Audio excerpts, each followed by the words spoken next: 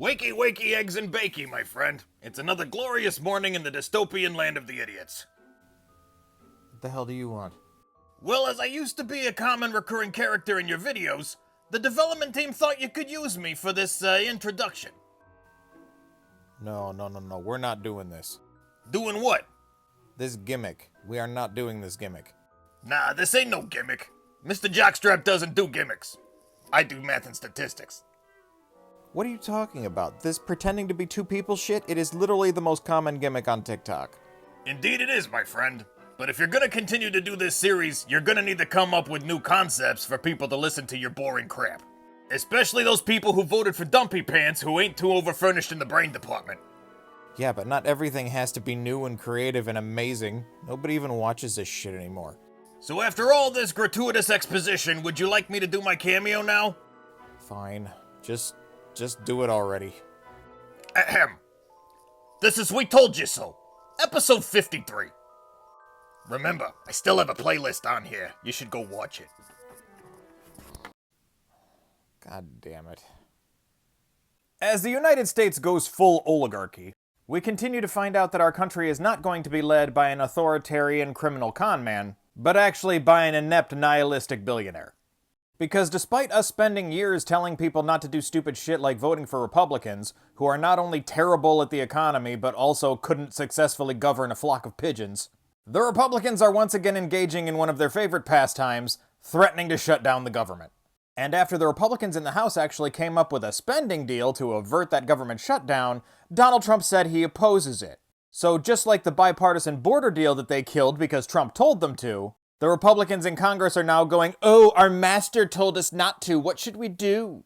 You know who else was opposing it seconds after it was proposed? Elon Muskrat. Not only agreeing that the government should close until January 20th and everything should just be defunded, but also himself saying that no bills should be passed in Congress until after January 20th. This is also after Elonia made a blatantly false statement on X to rage bait people, claiming that Congress was proposing to give itself a 40% raise. While in reality, it's only a 3.8% pay raise for cost of living adjustment, which they have not received since 2009. But imagine that, right? Muskrat is once again blatantly lying in order to rage farm people and tank the government.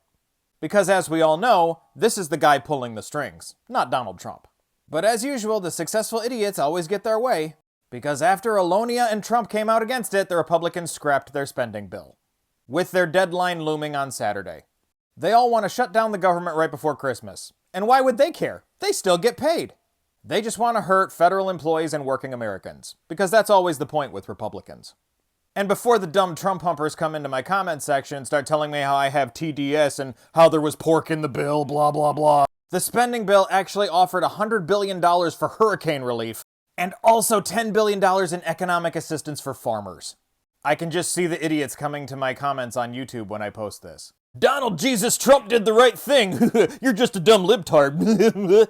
Meanwhile, I don't know what the Bahamas did to hurt Trump's feelings, but he just sent them the village idiot. I hope they have some kind of concussion protocol over there.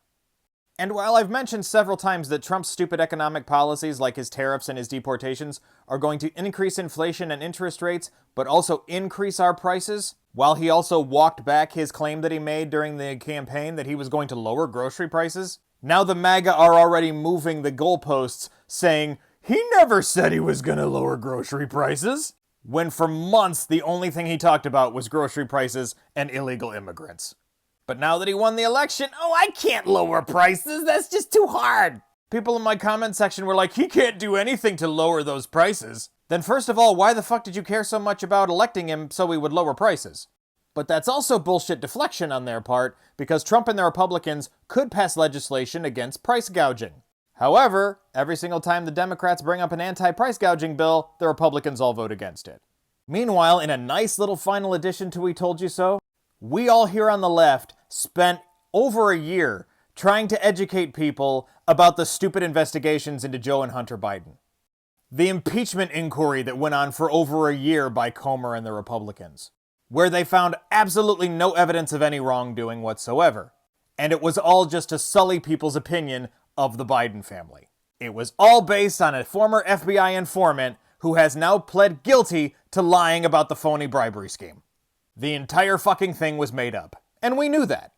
Because while Donald Trump has boxes upon boxes of classified documents in his bathroom, he is literally on audio showing classified information to journalists. He can't go a single fucking day without committing at least 4 crimes.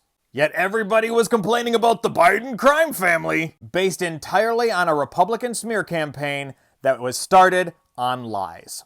And like the gullible rubes the voters are, they fucking fell for it.